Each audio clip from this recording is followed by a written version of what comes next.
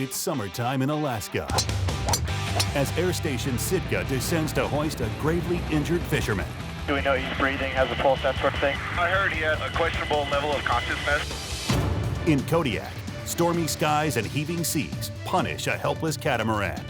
Sometimes by the time we get there, the people are already in the water.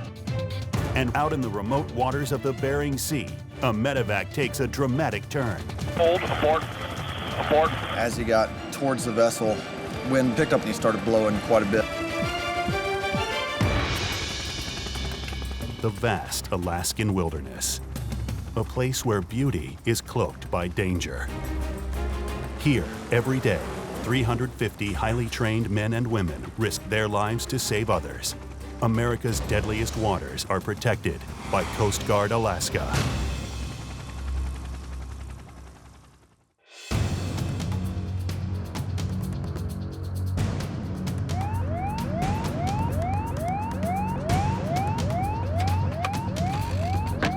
From air. Air, go ahead.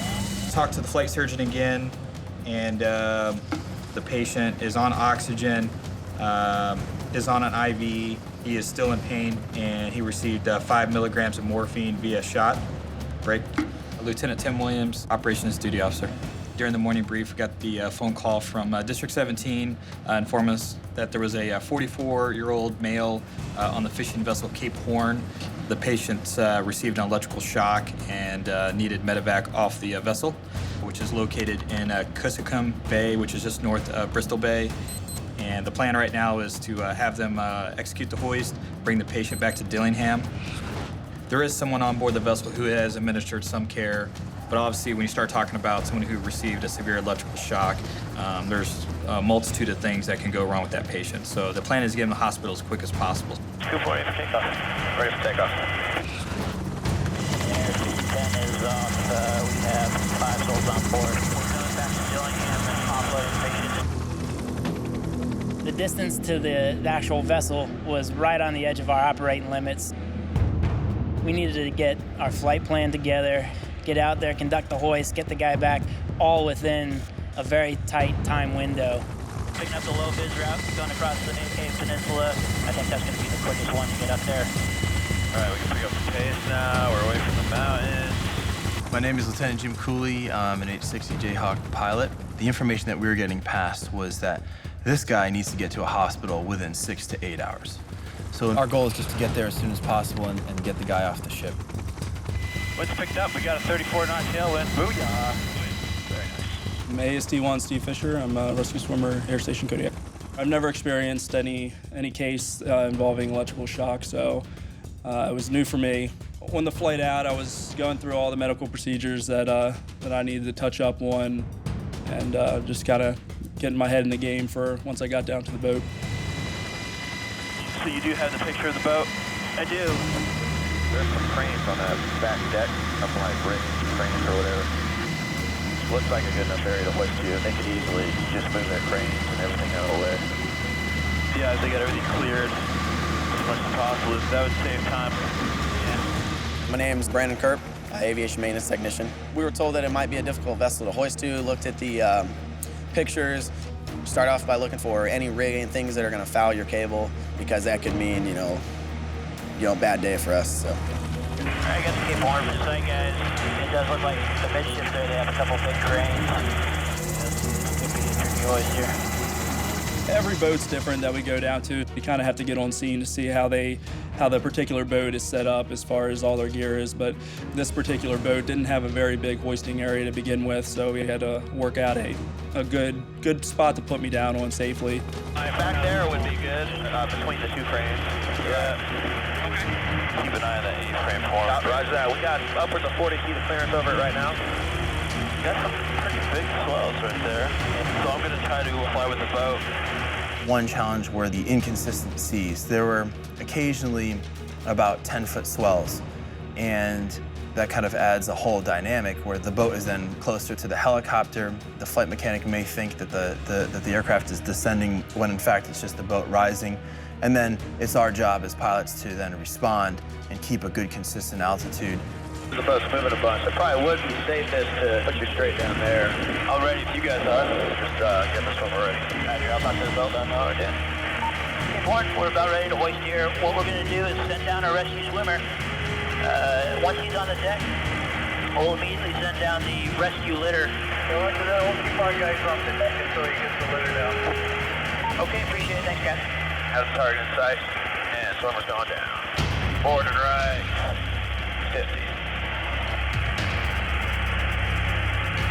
Forward and right, 40. Easy forward and right. Flight mech lowered me down. The biggest worries are nets, any hoisting equipment, booms that they have. So we had to make sure that they had all their equipment out of the way to give me a big enough area as possible.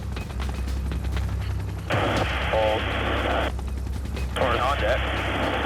Graceful landing. He's disconnecting the hoist hook. We got good clearance over that A-frame still. Once I got down to him, he was talking. He was in a lot of pain. He had touched a faulty breaker that had delivered a shock. It knocked him unconscious for an unknown amount of time. And when he came to, he was kind of experiencing some types of seizures, clinching up with the current. Once we got him up out of the bottom of the boat where he was at, we were able to put him in the litter. Be ready for litter recovery, trailer. He's just still rigging litter. This gentleman was electrocuted. He couldn't move too well. All his limbs were stiff. He was in excruciating pain, and so the litter's the answer at that point. He can just lay down, we can strap him in nice and safe. Ready to take a load? Taking a load. Litter's coming up, not clear yet. On its way up.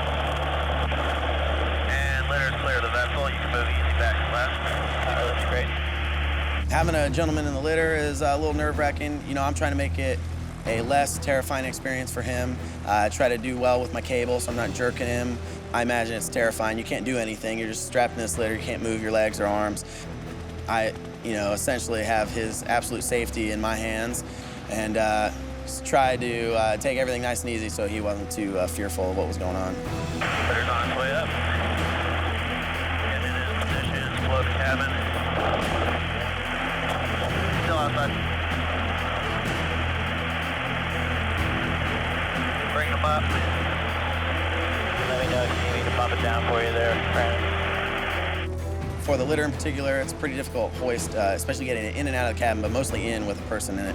It's so long, and I was bringing him in feet first to keep his head higher than his feet for reasons of going into shock and make sure that he's doing well, get a headset on him for hearing protection, but then immediately moved into hoisting Petty Officer Fisher off of the vessel. And I have ready for pickup from Steve. Roger. And you got storm coming up, and there we go. Hit the rail, he's doing good. On his way up, and you're clear. Back and left. Back and left. He's just below cabin door. The patient was in a lot of pain on the right back. The last thing the patient remembers was being stuck to the circuit and then waking up on the floor. We got Steve back on board. At that point, we flew direct back to Dillingham at max speed.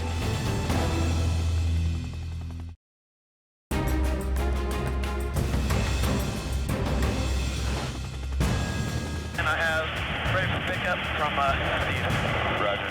And you got storm coming up, and there we go. Hit the rail, he's doing good. On his way up, and you're clear. I think the alarm went off at about 3 in the morning that a gentleman on a fishing boat had touched a faulty breaker and had received an electric shock. He's just below cabin door. Once I came up, I got a station set up to where I could hang his IV. I got one of our medical, it's called a Pro Pack, set up on him. It kind of monitors his vitals. Cabin door's closed, we're ready for flight. Roger. And Cape Horn from the Coast Guard helicopter. Patient is on board. Fantastic job clearing the decks, guys. Thanks a lot for your help. Thanks a lot, guys. Safe voyage, sir. The hoist went off without a hitch. At that point, we were able to program in Dillingham into the flight computer. It pretty much flew direct back to Dillingham at max speed. Every couple minutes, you could tell his muscles would tighten up, and he was in a good bit of pain. But once we got the oxygen on him, that seemed to help him out a little bit. Steve, how are you doing all right?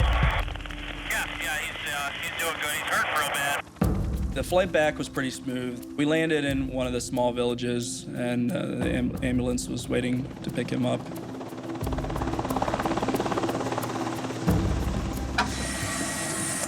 All right, we made it.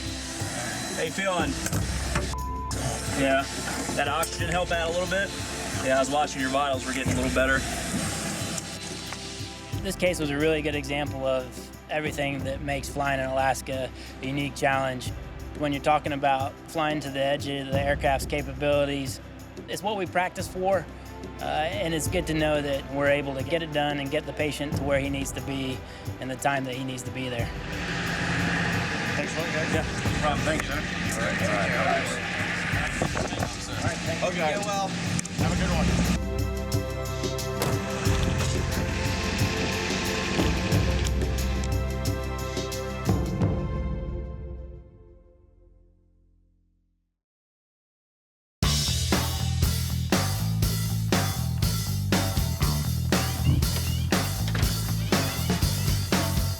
All right, who's ready to fire here? Not me. Don't be scared. Get some. Oh, Jake. We're at Bear Valley Golf Course. We got a local tournament today that we're playing in. Enough fooling around. Yeah. Hey, all right. Take the that bogue. That's one over, right? That's bogey. Yep, that's a bogey. It's a great opportunity for everybody to get outside, enjoy the nice weather while we got it. You know, the winters are dark and cold most of the time, and it's actually beautiful. You know, you're not gonna find better scenery around here. It's in a valley. You got mountains all around you. That's actually a very, very good shot. No. That is just amazing that you finally got your game, sir. I'm Lieutenant Adam Spencer. I'm a MH-60 Tango pilot here at Air Station Kodiak. My driving game is the best part of my game. I knock it every time by 300, 350. If I wasn't one of the Coast Guard's elite pilots, I'd be out on the tour right now. You know what I'm saying? Whoa. Jesus. Wow. Oh, man. Mulligan. This is fun. Yeah, it's important to come out here on your day off, and Kodiak's an isolated place, so it's more of a family here versus another air station. Everybody's a little tighter here as far as doing more things together. Yeah. Are you serious? Like I said, what we want to do is take the pitching wedge out and hit from the rock. I can't speak. No practice swing, just get up and whack it. Put yourself down for a 7. With our operations tempo, I think getting together and coming out and building some camaraderie is crucial to any unit, especially a military unit that does operations, and we risk our lives to go out there and save other people. So that good morale motivates you and lets you relax a little bit and go back and do your job well. Nice work, guys. Thanks for inviting me. I appreciate it. Had fun. Let's go get a beer.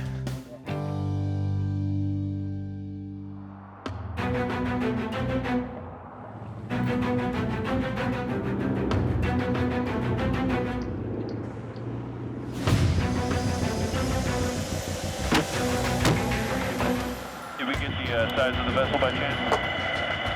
Well, in this case, what we got is Catamaran.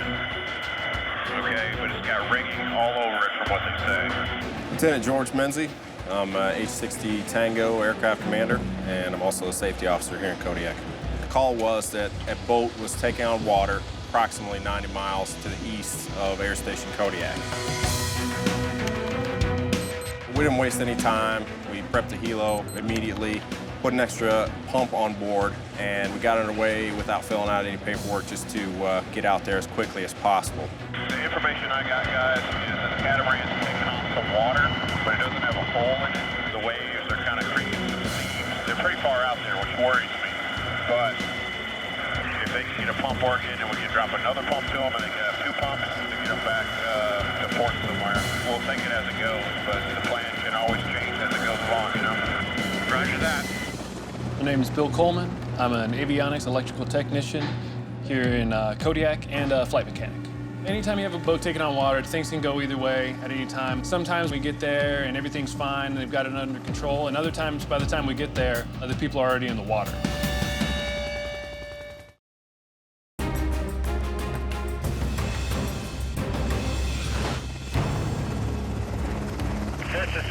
go ahead. How is the water level on the vessel at this time, Captain? We're bailing them out with 5-gallon buckets a few minutes ago. It's controllable. I just don't have enough to keep at it with buckets all night, okay? The pager went off. I was told that it was a sailboat taking on water. From what we understood, the guys were pretty tired. They'd been keeping up with it, but with 5-gallon buckets, having to walk them up and dump it over the side, it's just physically taxing. And after talking to them, you realize they had at the very least 30 hours until they got back. And it was, with only a 2-person crew, it was just physically impossible for them to keep that pace for the entire ride back. Right now, we'll probably try to drop those near your vessel, and you said you do have a skiff that's capable of picking them up, is that correct? Roger. They had a small skiff. We were just gonna push the pump out, and they were gonna motor over the skiff and pick it up and bring it to the boat, which is a really safe way to do things. We stay safe, they stay safe. We got that skiff, which is pretty nice. Technically, I've already got someone in the skiff ready to go. So you got door speed. Your door's coming open. Crew report ready for approach. Ready for approach. Roger. Let's drop one pump and come away and see how things work out. Roger, rescue techs will be ready for one pump delivery to the water. You can 25 to plus pump. Keep going. All right, and pumps away. Pumps in the water. Clear back up and left. Put the pump into the water and found pretty much at the same time that that individual couldn't get the outboard motor started. This is going to be tough for him. Yeah, got a long day ahead of him. And so he was having to physically paddle out there. And we saw that's probably not the best way to do business. It'd be easy for him to turn over. Also, I mean, they were talking about being physically exhausted from all the dewatering, paddling a small to medium-sized skiff through 5 to 10 seas is physically exhausting as well. So definitely not helping the situation. Just be patient for a little bit. He's going to be dog-tired after this. Could we just indirect it to the sailboat? I mean, they got a lot of rigging, but yeah, I don't see why we couldn't. Let's see how his plan works here first. The plan didn't fail because he was able-bodied and was able to actually paddle over and pick up the pump and bring it back to the vessel. And once they got that pump working, we delivered another pump. However, we didn't do it with the paddling small boat method. We used a trail line to deliver that pump to the vessel. What are you thinking for possible hoisting areas? Where he's standing right now, that one mast is pretty darn tall. It is. So you'd have to be in a high hover, but you can still, get it in there and hope the trail line doesn't get snagged in the rigging. Captain Centura, this is Coast Guard 6003, 21 Alpha. We'd like to deliver this other pump to you, but we need someone secure on the starboard stern so we can deliver the trail line to him. Roger, on my way. No trail line. So we lower trail line down to the boat and then attach the other end of the trail line to the pump. Then we back off the boat, lower down to about 25 feet off the water, and then push the pump out. And then they just pull the pump over on the trail line. Right. Don't go any further. Go towards the boat. Yep, towards the boat. We got trail line. Just come down. Yep. If you can, come down, coming down. The complication there was that our trail line being only 105 feet and the mast of the vessel being extremely tall, in hindsight, we should have added another trail line, tied two together. However, we were lucky enough that we caught it quickly enough that we kept it in everybody's hands, so we didn't waste any time there, and we're able to deliver that second pump without any further problems. That was close on that trail line. I was a little worried there for a second. Yeah, thank you for backing me up there, sir. Awesome job, thank you. Roger. Much appreciated. Whenever we get a call about a vessel taking on water, the optimal thing to do is save the vessel and the crew. In this case, that's what it was. They were able to pump enough water out to be pretty secure on that vessel. We came away from it successful, and that's the most important thing, is keeping the people and the boat safe. If we can do it all, that's the way to do it.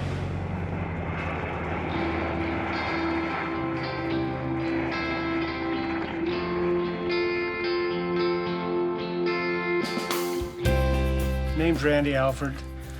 We were about 250 miles offshore. We'd been in heavy weather for about 10 hours, and Jim hollered at me and said that he thought the hatch was leaking in the head up here, but it turned out when I looked forward, there was water spraying in through the vents up here, 5-10 gallons at a squirt. We investigated further and saw the holes here. At the time, we're probably in 20-foot seas, I suppose. We could see this part of the damage, but we had no idea that it was peeling the rest of the glass off. And the fact that we were still taking water and getting tired of bailing with a 5-gallon bucket, that's when we notified the Coast Guard to please drop us the pump.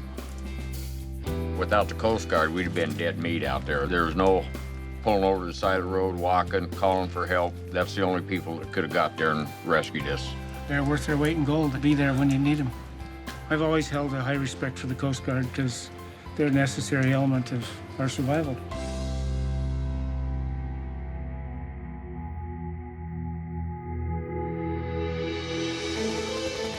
About 8:30 this morning, I got a call about a 39-year-old male. This gentleman was exhibiting signs of stroke. The blood pressure is 249 or 130 something.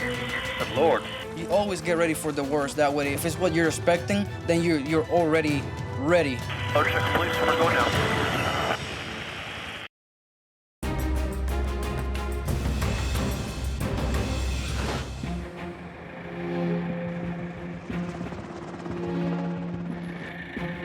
The 60 is going to have about a 30-minute delay for maintenance, but I'll give you a call as soon as they do get airborne. They're working on it right now. Thanks, sir. My name is Lieutenant John Kirk, and I'm a pilot here at the air station. Right now, I'm manning the ODO desk. About 8:30 this morning, I got a call from District 17 about a 39-year-old male on board the fishing vessel Bering Leader. This gentleman was exhibiting signs of stroke. District 17 conferred with the flight surgeon, and they decided that he needed to be medically evacuated off of the vessel. As far as the crew brief here, mission requirements, we have everybody we need. We've got a corpsman. Saying 3.5 hours to get to scene, just to get there. So a half hour on scene to hoist, approximately. That's going to be about a 4.5 hour trip. Fishing vessel Bering Leader is located about 50 miles to the northwest of Kobe, Alaska. They'll try to fly direct, pick up the individual from the vessel, hoist them up, and then take them into Kobe, where he'll meet with Guardian Flight, and then they'll be able to fly them up to Anchorage and get him into better treatment.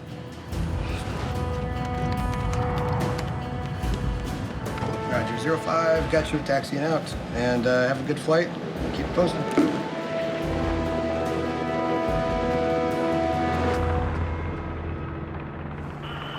All right, gentlemen, we're about to go feet wet. I don't know if you call this feet wet or feet frozen, but we're flying over all the ice. It's typically anywhere between a 3.5 to almost 5 hour flight, depending on the winds. That was one concern. Also, being able to get on scene timely enough and have the fuel to go straight there and hoist the patient off the fishing vessel and deliver him to Guardian Flight, which was waiting for us that cold day. Just talked to the nurse at the clinic, and she said that the blood pressure is 249 or 130 something. Good Lord. Just do what we planned. Just do at least a blood pressure while on the boat, and we go from there. You always get ready for the worst. That way, if it's the worst, if it's what you're expecting, then you're already ready. You know, if it's something a little bit less, then cool, we'll deal with it in a better way. Bering Leader, Coast Guard helicopter 6005. Roger. Sure you lower and stow all antennas not required for communications, any booms or rigging, flagstaffs, etc. Secure loose gear and hatches in the hoisting area. We put down quite a bit of rotor wash. Do you have any questions? Negative, we have all that fine. We've had plenty of time to secure everything on deck. And crew report ready for approach to the vessel. Ready for approach. Roger, rescue check is complete. Ready for direct deployment of the rescue swimmer to the vessel. When I looked down at the boat, the whole back of the boat was the bridge, which you can't hoist to. And then the front of it had a tower, so we had to go somewhere in the middle, but down the entire middle of the ship was a big crane. So it had to be a little tiny spot on either side. Bering Leader from the Coast Guard Rescue Helicopter, we're going to go ahead and hoist down our rescue swimmer. We'll be coming down direct, unassisted, conduct some patient evaluation once he gets on board. Roger, Coast Guard. Motor check, please. We're going down. We're going down. Forward right 90. Forward right 40. We did our hoist from 100 feet above the vessel. On top of the wheelhouse, there were quite a few antennas, as well as that big sodium vapor lamp tower. on the front of the vessel as well. We wanted to make sure we stayed well clear of those. And as he got towards the vessel, wind picked up and he started blowing quite a bit. Hold, abort. Pilot couldn't see the vessel the entire time we were hoisting. He was guiding the helicopter only by my voice commands, which is fairly hard to do when he can't see the vessel. The combination of that, trying to call in the helicopter and the winds, were blowing around pretty steady. He started drifting towards that crane, so I made the decision to abort the hoist on that. I didn't want him to contact that crane, so we aborted and decided to trail on to be the safest bet. We started drifting really hard. He almost caught that crane in the middle. Okay, you gotta bring it back in. I am. We're gonna bring up trail in. Okay, you just do that. Our swimmer was caught by a gust of wind on the first hoist. He was blown a little bit, and we aborted the hoist, backed off, and rigged the trail line. Captain, the Coast Guard rescue helicopter, we just aborted the hoist. What we're gonna do is deliver the trail line down to the deck and help guide the swimmer onto the deck. Roger. Okay, we have 2 persons on deck, and they'll grab the trail lines and assist his landing. When I got back up, we talked about it a little bit, figured out what we want to do, and then went back down, but we started with the trail line this time. And it was such a high hoist, we had to use 2 trail lines. Load check, please. We're going down. Quick up, easy forward, right? We're going down. Easy forward. Hold, we're on deck. I go down to the boat. When I first saw him, he was walking, but I didn't know what kind of shape he was in exactly.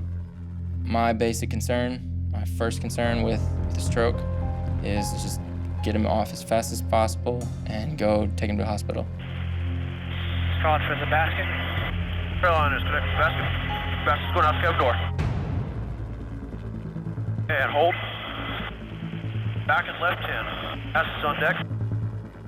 So as soon as I got the cable set up, the trail line set up, I had him come in and climb the basket, and then send him up to the helicopter. Basket is clear of the deck. Basket is clear of the vessel. Position's good. Fiber is just below the cabin door. When you hear a patient with a stroke, time is critical. You know, you're trying to get him from point A, in this case the vessel, to a hospital or a high level of care facility as quick as possible. So when I see that the patient is doing okay, he's doing better than what I thought, I know he's gonna have a better transport and a better outcome. It makes me happy. Second load. Swimmer is clear of the vessel. Swimmer's coming up. Transformer inside cabin. Hoist complete. Once we're bringing the patient up to the cabin, I put the patient into the crew seat so I can start doing my assessment. I asked for pain medications. He said, no, I don't want any pain medications. I'm like, cool. So I know his vitals are good, he's strong. Like I said, you prepare for the worst and hope for the best. And in this case, was actually a bit better than what we thought. It's definitely a good feeling anytime you get somebody home. It's pretty tiring. Definitely tired after a case like that, but you definitely feel pretty good getting somebody home.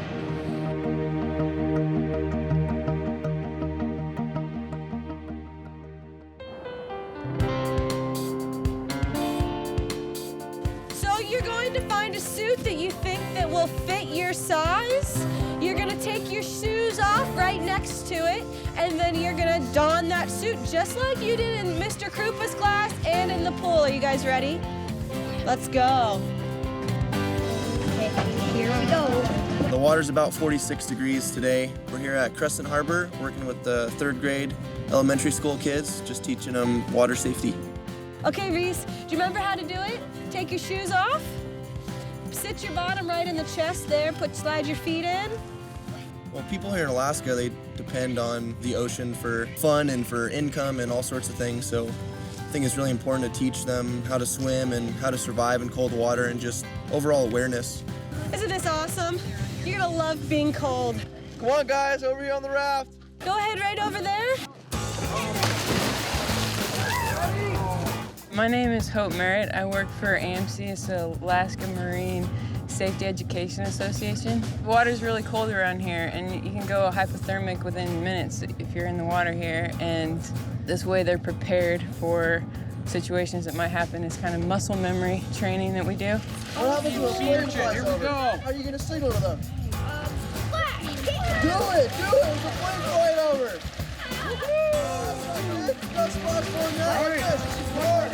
It's a really good team that AMC has with the Coast Guard. We work a lot with them. It's my impression that, you know, they really want to see the kids getting into this at a young age because they're the ones that have to go out and rescue the people that aren't prepared. All right, now last thing, guys. Make sure you help each other get on the raft. You guys are a team, remember? 1, 2, go! There's a lot of different ways to increase their chances of survival. So we're just out here to show them how to do things correctly. So if they ever are in that situation, they'll know exactly what to do because they've been there and they've done that before. Just trying to have as much fun out here as we can and also teach. I think overall they're having a really good time. Collapsed on a boat, he fell. They don't know what happened. We always expect a cervical spine injury. Any movement could cause paralysis. Really important we get on scene right away.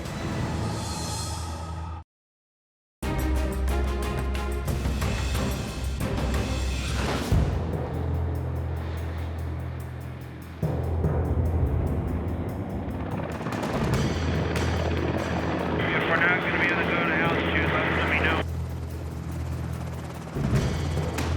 15 minutes. Coming right. All right, can you guys fill me in? Because I don't know what's going on. I just knew that it was a medevac, and I had to grab all my medical gear, get on the plane as quick as possible. You just got to be ready for anything during the 24-hour duty period. That is what I like about this job, just that it's different every time. You never know what to expect. So I guess that's why you just always expect the unexpected. Okay, you get a guy collapsed on a boat, possible head injury. He's on a 50-foot fishing boat heading into Hidden Falls Hatchery. We're going to go get him off. No medical personnel have seen him yet, so you'll get the first look. We're departing on a trainer this afternoon, and as we're getting airborne, we overheard Sector Juno talking to a fishing vessel with a member with an injury on board. The vessel right now is pulling into a hatchery. We'll see if we can get the person off the boat there or pick him off from the hatchery. He's a 50-year-old male, and they said possible head and back injuries. He fell. They don't know what happened. So in this case, we know our patient fell possibly from a decent height. And so we always want to expect a C-spine injury. Any movement at that point, you could cause paralysis. And so really important we get on scene and take care of C-spine right away. Do we know he's breathing, has a pulse, that sort of thing? I heard he had a questionable level of consciousness. I'd say looking at his pupils when you get on scene, if he's alert and oriented times 4, let's just get him there as quick as possible.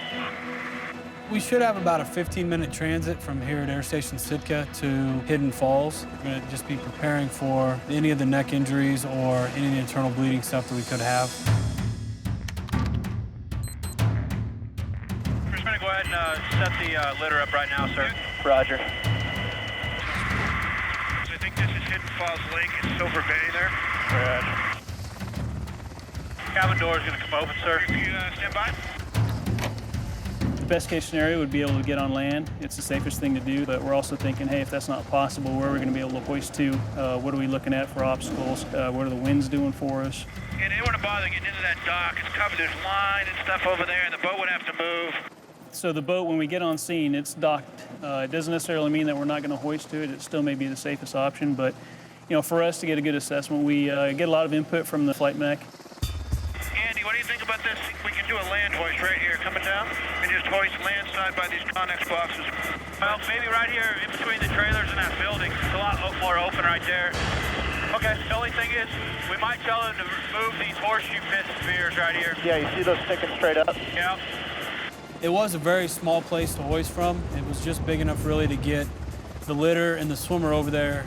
There was a lot of debris that was blowing around, PVC pipes, metal tubing. So we contacted the hatchery and had them come move all the debris that was blowing around. We'll use that area to hoist the patient out of once he's stabilized. Roger.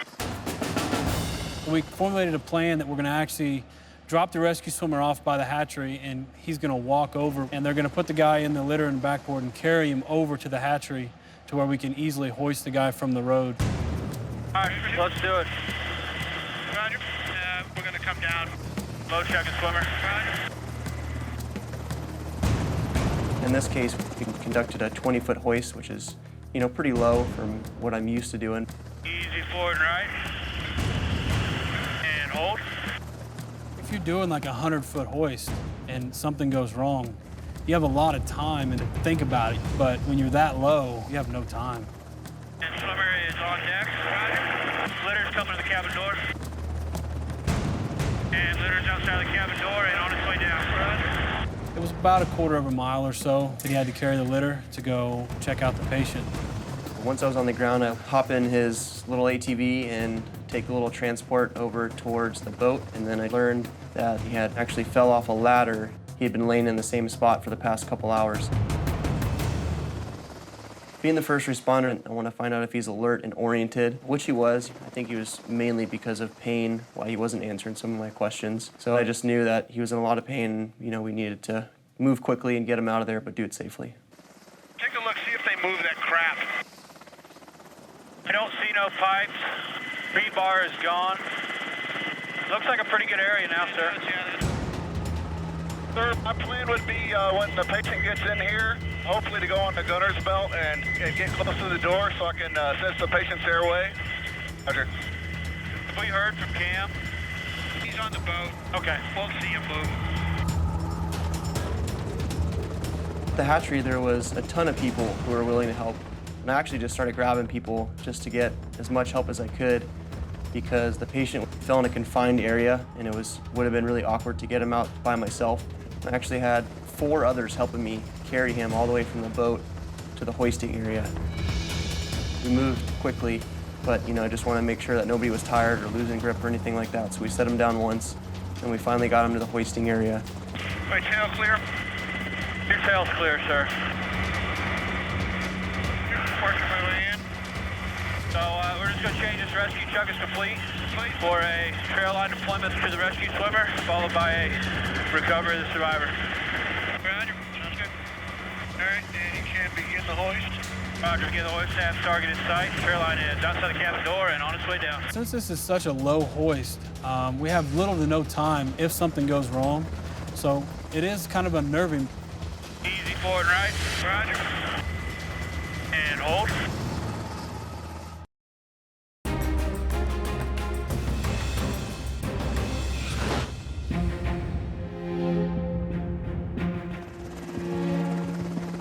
We're departing on a trainer this afternoon, and as we're getting airborne, we overheard Sector Juno talking to a fishing vessel with a member with an injury on board. He fell. They don't know what happened. He's a 50-year-old male, and they said possible head and back injuries. The hatchery where the individual is, it's only probably about actually 30 miles from Sitka. All right, and you can begin the hoist. Easy forward right. Roger. And hold. Good. Caroline's on deck. Roger. Flight mech in the back. Our main job is to bring up the swimmer and survivor and to really to mitigate any risk because the pilots don't have a very good view of what's going on below them. And swimmer has voice duck. Roger. East, right, and hold. Clear to take load. Survivor is clear of the ground, maintain position. But as you're hoisting closer, the exact position of the hoist is going to pass out of your field of view, and you're going to be relying on the conning commands from the flight mech in the back to maintain a stable hover and then safely conduct the lift of the patient and the rescue swimmer. Which way do you want him, Ben? Feet first or head first? Feet in first would be ideal. Survivor is inside the cabin, sir. Roger. Push is complete, sir. This guy's not looking too happy back here, so. Roger. I see the patient, his eyeballs are tracking me. He reaches his hand and he grabs me, which is always a great sign. Swimmer is clear of the deck and on his way up. You ready? Okay, I'm gonna put the cabin door shut, sir. All right, Ben, you got him on that? And what was your assessment on the ground? He fell off a ladder. It sounds like he messed up something because he's in a lot of pain, The whole time he was on the ground, he was just kind of moaning. Roger, where's his pain coming from? His neck and his back area. He had numbness and tingling in his fingers. You want to try doing an IV, we're 10 minutes out. I'm not sure that it'd be worth it at this point. It would just help the crew that were handing him off to. We're trying to decide whether an IV is pertinent at this point or not. We know we have 10 or 15-minute transit, which is amazingly fast. And so it's kind of weighing out, do we have the time to actually secure a good access and make a difference? Do you have another set of gloves you can hand me? We decide it'd be nice to secure access to prevent waste of time in the future. Me and Cam talk it over. I believe this is his first IV stick in the field. You know, we train all the time, but it's so much different in the back of a helo.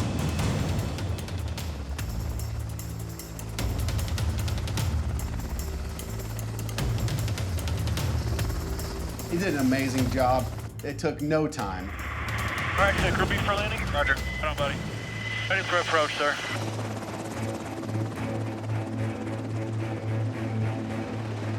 Cabin doors coming open, sir. This guy by the helicopter is only 15 minutes away, but they were looking at like a 6 to 8 hour ride by boat. So as an aircrew, it makes us feel really good to see this guy and the intense amount of pain that he's in. And then in such a short amount of time, he's at a hospital getting the best care he can get. He's had tons of pain in his neck and back. To really get out and affect positively patients' lives, hands-on, saving lives every day, is just one of the most amazing feelings ever. Cool, good job. Yes. Thanks.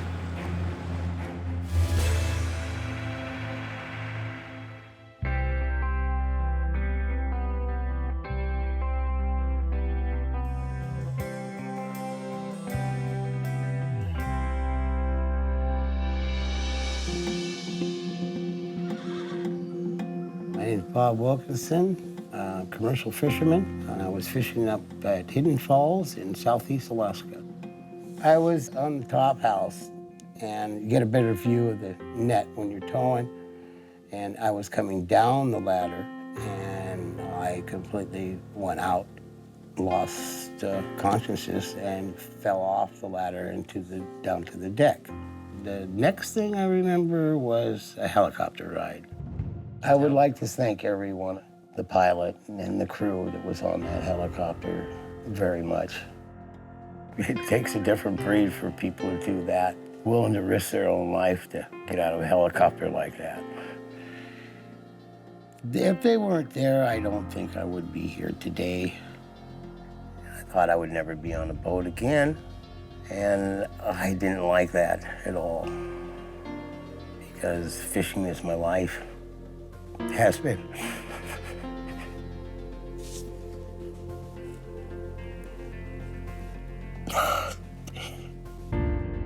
There's a lot of things I haven't done yet, but I was given a second chance thanks to the Coast Guard.